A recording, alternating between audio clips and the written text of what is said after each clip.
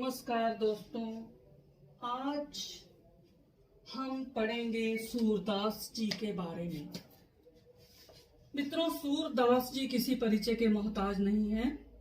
वह हिंदी साहित्य के चमकते सूर्य के समान है, जिन्होंने श्री कृष्ण की भक्ति में पदों की रचना की। उनका जन्म 1478 में मथुरा के समीप रुनकता रेणुका के निकट हुआ और कुछ का मानना है कि उनका जन्म सीही गांव फरीदाबाद हरियाणा में हुआ।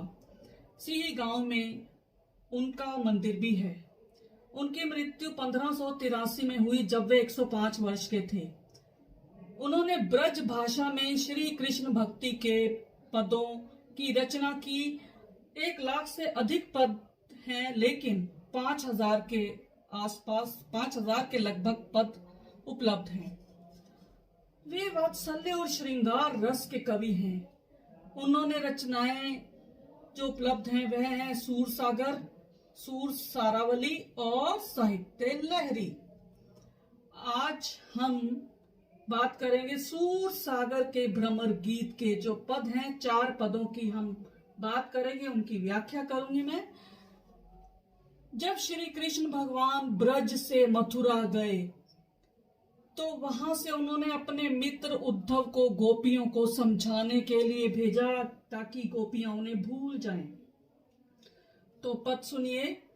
ऊधो तुम हो अति बड़ भागी, अपरस रहत स्नेह तगाते, नाहिन मन अनुरागी, पुरी निपात रहत जल भीतर, तारस देह न दागी, ज्यों जल माह तेल गागरी, दूध न ताको लागी, प्रीति नदी में पाऊ न बोर्यो, दृष्टि न रूप परागी, सूरदास अबला हम भोरी, गुर चाटी जो पागी। इस पद को समझने के लिए आपको इन शब्दों का अर्थ जानना बहुत जरूरी है। सबसे पहले बड़ भागी यानी भाग्यवान, अपरस धागा, तगा अलग, पुरैनी पात यानी कमल का पत्ता, बोरियो यानी डुबोया, गुड़ गुड़, चाटी मीन्स चींटी। और इस पद में प्रीति नदी, देखिए इन्होंने प्रीति नदी का प्रयोग किया सूरदास जी ने। ये एक रूपक अलंकार है और गोपी की यहाँ तुलना की है चींटी से। तो मैं इसका अर्थ, बड़ा ही सरल है, बहुत ही सरल सब शब्दों में मैं इसका अर्थ बताती हूँ। हे उद्धव जी, गोपियां कहती हैं उद्धव तुम तो बड़े बड़भागी हो। देखिए उन्होंने व्यंग किया गोपियों ने कि उद्धव जी तुम तो बहुत ही भाग्यवान हो। कैसे? उद्धव जी ने पूछा कैसे? श्री कृष्ण भगवान ने गोपियों को समझाने के लिए भेजा था उद्धव जी को कि गोपियां अब उन्हें भूल जाएं। तो कहती हैं गोपियां तुम तो बड़े ही भाग्यवान हो, तुम तो निर्गुण भक्ति, क्योंकि उद्धव जी निर्गुण भक्ति के उपासक थे, ब्रह्म जी को मानते थे, लेकिन श्री कृष्ण को नहीं मानते थे, वे ब्रह्म जी के उपासक थे। तो उद्धव जी निर्गुण भक्ति के उपासक थे, अतः उनके उपदेश सुनकर गोपियों ने व्यंग किया और कहा कि तुम तो उद्धव जी कृष्ण के प्रेम के धागे से नहीं बंधे हो, अपरस रहत स्नेह तगाते, तुम नहीं बंधे प्रेम के धागे से, नाहिन मन अनुरागी, तुम्हारा तो मन भी अनुरागी नहीं है। तुम तो पुरैन पात यानी कमल के पत्ते के समान, जल के भीतर, जैसे जल के भीतर कमल का पत्ता रहता है, उस पर बूंद नहीं चढ़ती, तारस देह न दागी, और तुम्हें तो, तुम्हारी जो देह है बिना रस के है। तुम जो जल माह तेल गागरी, जैसे जल के अंदर तेल की गगरी समाई रहती है और उस पर एक बूंद नहीं ठहरती, उस गगरी में तुम तो वैसे हो। प्रीति नदी में पाऊ न बोरियो, बोरियो मीन्स डूबना, प्रेम की नदी में पैर, पाऊ मीन्स पैर, न बोरियो, तुमने प्रेम की नदी में पैर नहीं डुबोए। दृष्टि न रूप पर आगी, ना ही तुम्हारी दृष्टि पड़ी है रूप पर पराग के समान। सूरदास अबला हम भोरी, सूरदास जी कहते हैं कि गोपियां कहती हैं हम तो भोली भाली अबलाएं हैं।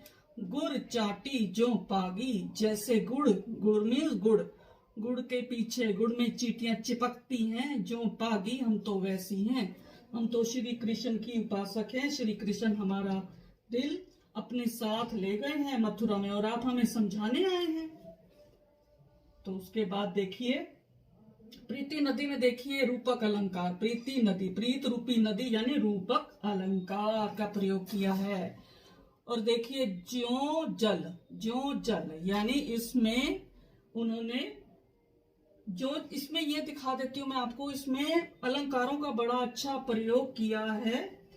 उपमाएं देखिए, ज्यों जल महातेल, जैसे जल में तेल है उसी तरह गागर जो है तेल से भरी गागर है, जल में बहती है, ऐसे ही उस पर कोई बूंद नहीं चढ़ती, ऐसे ही तुम तो वैसे ही रह गए। और इसके अंदर उन्होंने पुरानी पात में अनुप्रास अलंकार में आपको दिखा देती हूँ। पा देखिए, पा पुरानी पात, ये आपने देखा होगा, ये है अनुप्रास अलंकार। इसमें बड़भागी कौन है? उद्धव जी। और अब मैं दूसरा पढ़ती हूँ। मन की मन ही मांझ रही, कहिए जाई कौन पे उधो, नाही परत कही, अवधि आधार आस आवन की, तन मन विथा सही, अब इन जोग संदेश सुनी, बिरहिनी विरह दही, चाहती हुती गुहारी जीत ही ते, उतते धार बही, सूरदास अब धीर धरई, क्यों मर जादा न लही। इस पद में गोपियों की व्यथा का वर्णन किया गया है। न लही मतलब न रखी, मांझ मतलब रही। ये वियोग श्रृंगार का पद है। अनुप्रास अलंकार में आपको बता देती हूँ। इसमें देखिए देखिए ये है अनुप्रास अलंकार, सुनी पुनरुक्ति प्रकाश हो गया ये। अब इसका अर्थ में बड़ा ही सरल, बहुत ही सरल है, इसका अर्थ मैं बता देती हूँ आपको। गोपियां कहती हैं कि मन ही मांझ रही, मन की मन ही मांझ रही, हमारी तो मन की मन में रह गई उद्धव जी, कहिए जाई कौन पे उधो, नहीं परत कही, हम अपनी व्यथा किसी से कह नहीं सकते।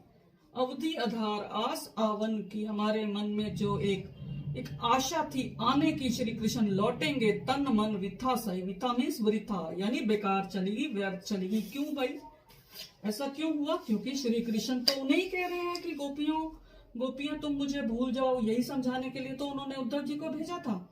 अब इन जोग संदेश सुनी, अब इस जोग का, उद्धव जी आप हमें योग का संदेश दे रहे हैं। विरहिनी विरह दही, ये तो हमारी विराग्नि और बढ़ा रही है। हमने तो अपनी मर्यादा छोड़ दी है। क्यों? क्योंकि चाहती होती गुहारी जितही, हमें तो आशा थी उनके लौट आने की।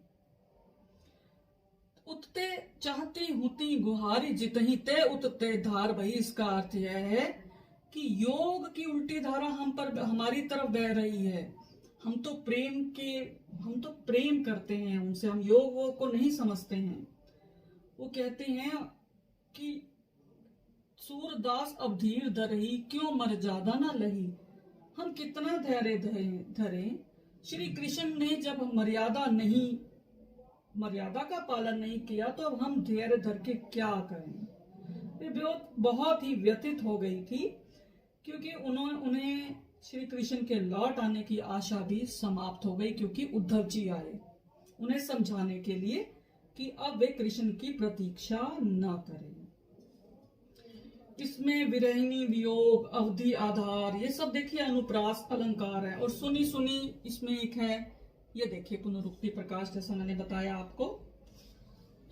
श्री कृष्ण चाहते हैं गोपियां उन्हें भूल जाएं, और गोपियां समझती हैं कि जिस प्रकार प्रेम रूपी नदी में वे डूबी हुई हैं, चाहती हुती गुहारी जितई, जैसे वे डूबी हैं उत्ते धार बही, तो उल्टी धार निर्गुण भक्ति की धारा उन पर बह रही है।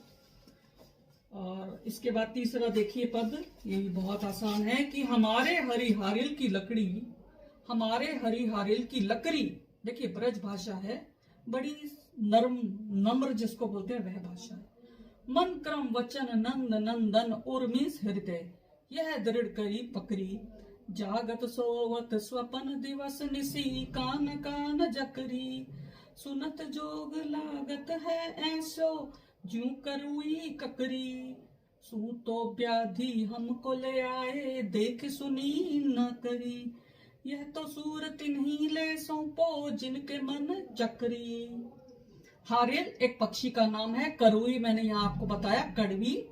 कृष्ण प्रेम को इन्होंने हारिल की लकड़ी की उपमा दी है। देखिए, हमारे हारिल की लकड़ी हैं। गोपियां कहती श्री कृष्ण भगवान जो हमारे हरि हैं, हमारे लिए तो हारिल की लकड़ी है। जैसे हारिल पक्षी मरते दम तक लकड़ी को मुंह में लिए रहता है, ऐसे हम भी मरते दम तक श्री कृष्ण के प्रेम को साथ रखेंगी। मन से, क्रम से, कर्मों से, वचन से नंद नंदन हमारे हृदय में समाये, हम उनके प्रति समर्पित हैं। यह दृढ़ करी पकड़ी, यह तो हमने पक्का निश्चय किया है। हमने श्री कृष्ण को पकड़ रखा है। जागते हुए, सोते हुए, स्वप्न देखते हुए, दिन में, निसी रात में, काना काना चकड़ी, श्री कृष्ण को चकड़ा हुआ है हमने। सुनत जोग लागत है, ऐसो जो करुई ककड़ी। हमें तो ये योग कड़वी ककड़ी जैसा लगता है। हम नहीं इसको लेने वाली कड़वी ककड़ी, आप अपने आप साथ ले जाइए वापस। सू तो व्याधि हमको ले आए। अरे उद्धव जी, आप तो हमारे लिए बीमारी ले आए हो। देखी सुनी ना करी, हमने आज तक ना देखी ना सुनी, हम नहीं जानते योग वोग। यह तो सूर तिन्हीं ले सौंपो, जिनके मन चकरी। आहा, बहुत सुंदर। गोपियां कहती हैं, सूर इसमें कहती हैं गोपियां, उद्धव जी ये तो आप उनको दे दो योग का ज्ञान, जो जिनका मन चक्री की तरह घूमता है, किसी एक पर स्थिर नहीं रहता। हमारा मन तो श्री कृष्ण पर शुरू से स्थिर है, हम क्या करेंगे योग लेकर। तो इस तरह गोपियां स्वीकार नहीं करती उनके योग ज्ञान को। अब एक और पद देखिए, हरि है राजनीति पर आए। इसमें योग इन्होंने गोपियों ने एक व्यंग कसा है कि श्री कृष्ण भगवान तो राजनीति पर आए हैं। हरि है राजनीति पर आए, समुची बात कहत मधुकर के, समाचार सब पाए। समाचार सब पाए, एक अति चतुर होते पहले ही अब गुरु ग्रंथ पढ़ाए। अब गुरु ग्रंथ पढ़ाए, बड़ी बुद्धि जानी जो उनकी, जोग संदेश पठाए। उदो भले लोग आगे के, परहित डोलत धाए। अब अपने मन फेर पाहिए, चलत जुहुते चुराए। ते क्यों अनीति करें आपनु, जे और अनीति छुड़ाए। राजधर्म तो यह सूर, जो प्रजा न जाहि सताए। मधुकर भंवरा पठाए मीन्स भेजे, फेर मीन्स बदलाव। इसमें उपालंब है, उल्हाना देती हैं गोपियां कि श्री कृष्ण भगवान अब तो राजनीति कर रहे हैं, वे तो हमें ही प्रेम से छुड़ाना चाहते हैं अपने। वो कहती हैं कि श्री कृष्ण ने राजनीति सीख ली है और अब समझी बात, अब उन्होंने आपको भेजा है उद्धव जी, हमें आपसे सारे समाचार मिल गए, बड़े चतुर हो गए हैं वो, अपने गुरु से उन्हें शिक्षा भी मिल गई है, अब गुरु ग्रंथ पढ़ाए हैं वे, उनकी बुद्धि तो बढ़ गई है। जो उन्होंने योग संदेश आपके हाथ से हमें भिजवाया है। उद्धव जी, पहले के लोग बड़े भले होते थे, पर हित, दूसरों के हित के लिए भागे चले आते थे। अब अपने मन फेर पाइए, चलत जूहते चुराए। लेकिन श्री कृष्ण भगवान तो हमारा हृदय चुरा कर ही चले गए और अब उनका मन बदल रहा है। क्यों? वे क्यों अनीति कर रहे हैं? ते क्यों अनीति कर रहे? आपनु जे और अनीति छुड़ाए। वे क्यों अनीति कर रहे हैं? जो वो तो दूसरों के अन्याय से लोगों को छुड़ाते थे, आज वे खुद अनीति कर रहे हैं। भाई, राजा का धर्म तो ये है जो प्रजा को ना सताए, और श्री कृष्ण भगवान हमें सता रहे हैं। तो मित्रों, आपने इन पदों को देखा, सूरदास जी रचित पदों को आपने सुना। अब मैं कुछ महत्वपूर्ण बातें बता देती हूँ कि गोपियां उद्धव को भाग्यवान कहते हुए कटाक्ष करती हैं कि वे श्री कृष्ण के साथ रहते हुए भी विरक्त हैं। गोपियों ने स्वयं को गुड़ से लिपटी चींटी कहा और कृष्ण प्रेम को हारिल पक्षी कहा। गोपियां उद्धव के निर्गुण प्रेम और योग की भर्त्सना करती हैं, अपनी सगुण भक्ति में मग्न है, वे श्री कृष्ण की भक्ति करती हैं। योग से कहीं ऊपर है प्रेम, हमें इससे यह शिक्षा मिलती है। जिनका मन अस्थिर रहता है वे करें योग। गोपियों के पास श्री कृष्ण के प्रति प्रेम, लगाव, समर्पण शक्ति और व्यावहारिक ज्ञान है। तो मित्रों, मुझे उम्मीद है आपको ये पाठ समझ में आ गया होगा। तो फिर मिलेंगे, फिर नई कड़ी के साथ में हाजिर होंगी। तब तक के लिए मुझे आज्ञा दीजिए। धन्यवाद।